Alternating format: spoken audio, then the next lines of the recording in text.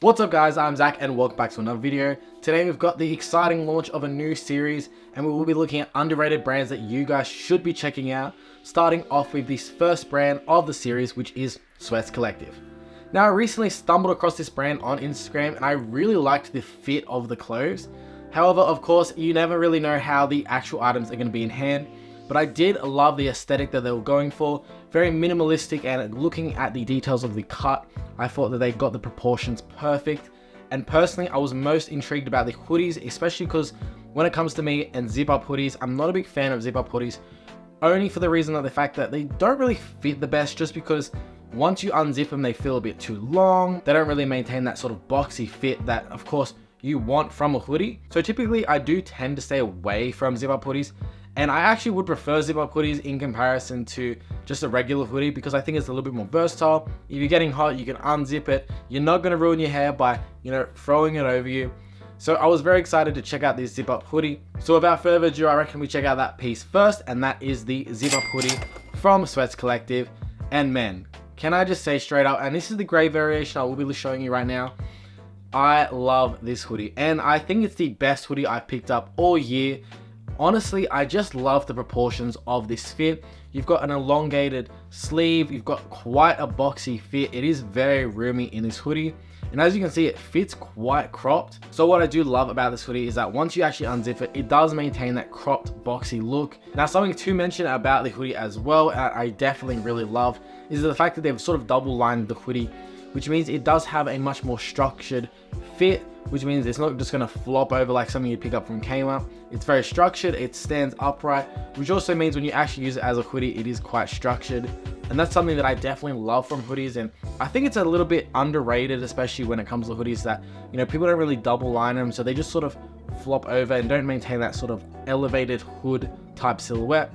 So I think Sweats Collective killed this piece, and honestly, if I was going to rate it out of 10, I have to give this a 10 out of 10. Like, there's no real drawbacks to this piece. It's honestly perfect, and I would definitely recommend picking up this hoodie over like Cole Buxton, Represent, all those type of elevated brands, Rude.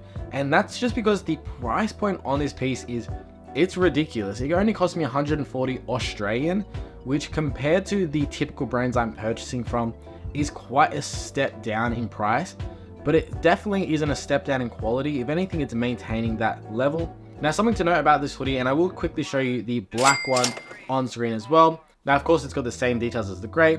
Now, whilst you're looking at the on-body fit of the black, of course, this is the same sizing, same silhouette. Now, something to mention about the hoodie, and it is on the inside, and it's the only sort of downside about these hoodies, is the fact that it's got this sort of light cotton fleece on the inside, which tends to shed and leave a lot of lint on your clothes. Now, I did manage to actually fix up this problem by just grabbing a lint roller and spending a bit of time just lint rolling inside the hoodie.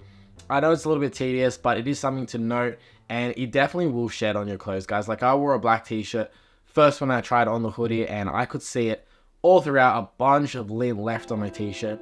So it's the only sort of drawback here, but I do think the hoodies are fantastic regardless. And honestly, you can pick up a lint roller for like $2 from IKEA and just lint roll throughout the thing. It only took me around 2-3 minutes, and once throwing it on after that, I had no problems whatsoever. But getting back into the hoodie, as you can see, fantastic silhouette, fantastic fit, and they're called Sweats Collective for a reason. I think they've nailed the sweats here. I would definitely love to get my hands on a pair of sweatpants in the future. However, just for now, I picked up these zip up hoodies, and moving on to our last item, it is the Crewneck I picked up from them as well. Now, I don't know why I keep picking up Crewnecks, because I tell you guys all the time, I'm not a big fan of Crewnecks, but I honestly seem to pick up them a lot, and I tend to like them a lot more and more. And this was definitely the case with this Crewneck. Now, this is definitely the best Crewneck I picked up from the year as well.